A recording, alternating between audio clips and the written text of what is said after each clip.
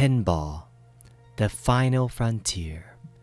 These are the voyages of the Pinball Enterprise, its continuing mission to explore strange new tables, to seek out adding solenoids and surround sound feedback, to boldly go where no pin has gone before.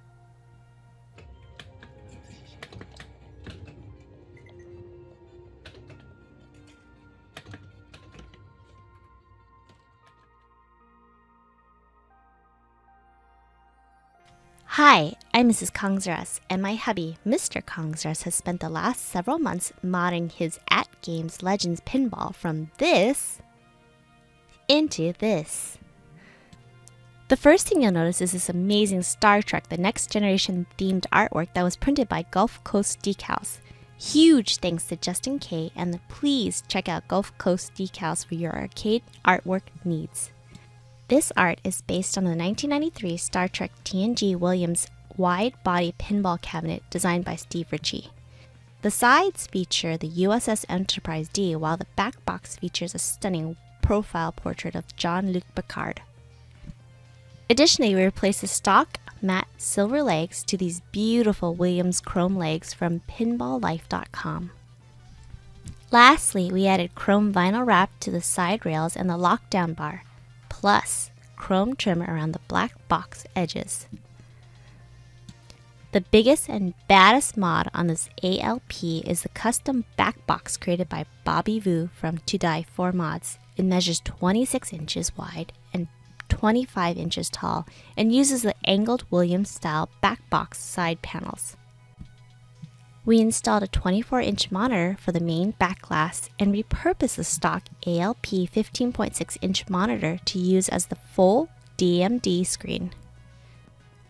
Next, we added 4-inch car speakers in addition to the stock speakers and created a custom chrome speaker cover with Star Trek communication badges.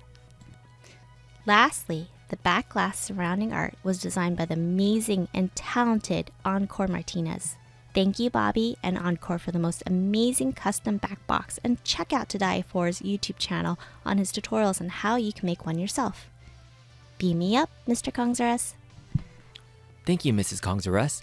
Next up, let's look at the custom LED buttons I added to the front panels and sides. For the flipper and nudge buttons, I used LED eclipse buttons, then added green square LED buttons and printed my own logos for start and coin. I used a red LED button for exit rewind, and lastly replaced the entire front nudge button with a custom Star Trek phaser and blue rectangle LED launch button. Big thanks to George Addona, who 3D printed me a phaser to use, but I ended up finding a toy version that worked much better, but thanks again, George, really appreciate you. Lastly, all the buttons are wired to the stock encoder and LEDs are powered by a 12-volt power wire harness. I also wanted to have some fun toys on top of the cab as a topper, so I found these 1992 Star Trek The Next Generation toys made by Playmates. It's a shuttle and an awesome USS Enterprise D toy that they both still light up and make sounds. For a cleaner installation, I removed the entire section for the top HDMI and USB ports and moved them to the back of the cab. Then I covered the remaining holes with chrome vinyl wrap. And thanks to TechoBilly, I soldered 2 additional wires from the HDMI button and installed them to an LED arcade button on the bottom of the cab to activate the function to change the main playfield to the PC. Lastly, I installed the video input backglass switchboard to the back box and wired the VIBs button under the cab next to the HDMI button. To power my PC and all the additional electronics in the cab, I installed an inlet module switch in the back of the cab with the surge protector inside. This surge protector is powering my PC, 24-inch backglass monitor, a 12-volt 30-amp power supply, a 24-volt 15-amp power supply, and a powered USB hub. Next, I installed the USB-powered PC fan near the front of the cab to suck air inside, and then 2 additional PC fans directly into the back panel to suck air out, which creates a fantastic airflow and ventilation throughout the cab to keep the PC and all the internal components nice and cool. Let's look under the hood inside the cab, starting with the gutted Dell Optiplex 7010. Which includes a Core i5-3470 3.2 GHz CPU, 16 GB of RAM, a GTX 1650 low-profile graphics card, 120 GB solid-state drive, and a 1 TB hard disk drive. I removed all the components completely from the case and used PCB mounting feet to attach the motherboard to the bottom of the cab. Lastly, I drilled another hole through the bottom and wired the PC power switch to an arcade button which can easily be pressed to turn the PC off and on as needed. Next, I installed a 7.1 surround sound feedback system, starting with the main 4-inch car speakers in the back box and a 6-inch subwoofer installed through the hole in the bottom of the cab. Then I mounted a total of 4 Dayton audio exciters, model number DAEX58FP 8-ohm 25-watt exciters. Mounted 2 of them in the front near the flippers and 2 near the back of the cab. And for extra bass, I also installed a Dayton TT25 8-ohm transducer puck to complement the front exciters. All the exciters, transducer, speakers, and sub were wired into these 3 2.1 channel amps mounted into the back box. The amps are powered by a 12-volt power supply that I mentioned earlier and connected into a 7.1 external USB sound card that's hooked up to the PC. In addition to surround sound feedback, I wanted more physical feedback devices, so I installed 7 solenoids and a shaker motor inside the cab. For solenoids, I used the Siemens contactors and mounted 2 on the front crossbar, 2 on the side walls, and 3 on the back crossbar. The shaker is a real stern pinball shaker motor installed near the front of the cab along with the speed controller switch. All feedback devices are powered by a 12-volt or 24-volt power supply and controlled by a SaneSmart USB 8-channel relay board. Once configured through a PC, each solenoid in the shaker motor fires when different events occurred in a pinball table and really makes that virtual pinball experience super immersive.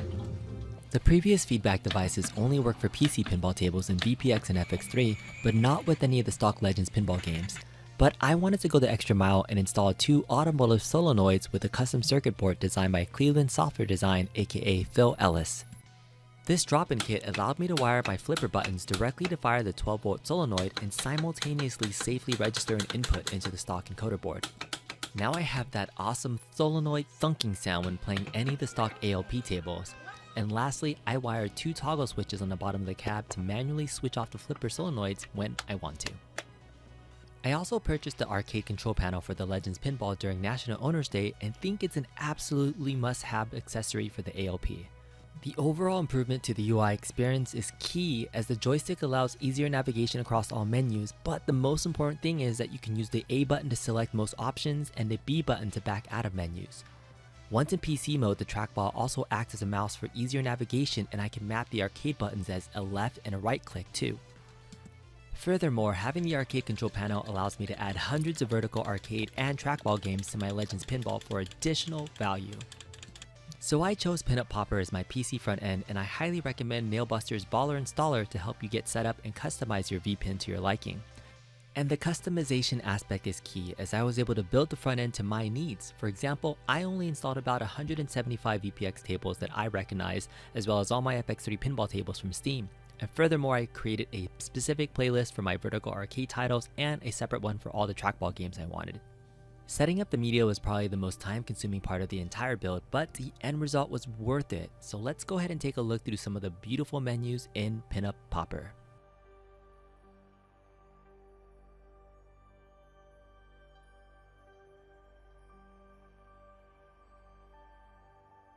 Now I won't show all the full gameplay in this video, but I may host future live streams to show specific gameplay if desired. But let's take a look at some of the pinball tables with all the SSF, solenoid, and shaker motor feedback in action.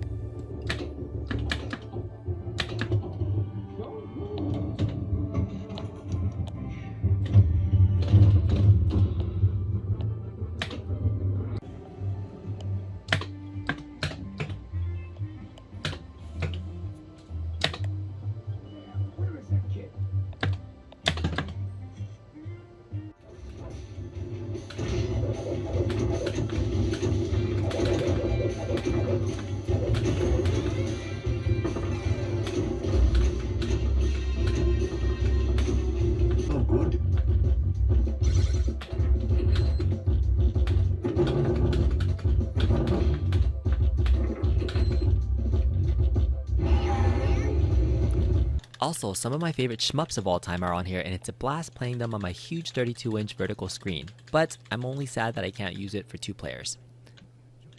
And lastly, having a trackball means you gotta play some trackball classics like Golden Tee, Centipede, and maybe even a little Simpsons bowling.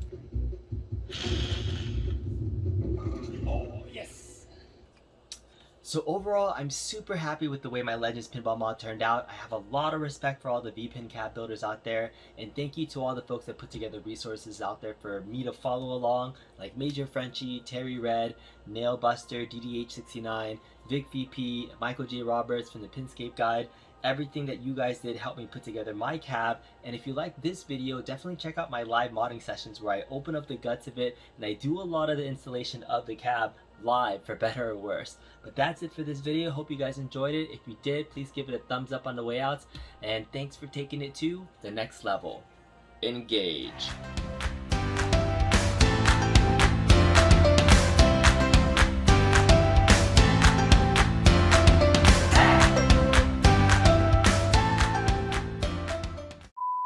Are we done? We're done. Done. Mrs. Kongzaras is done.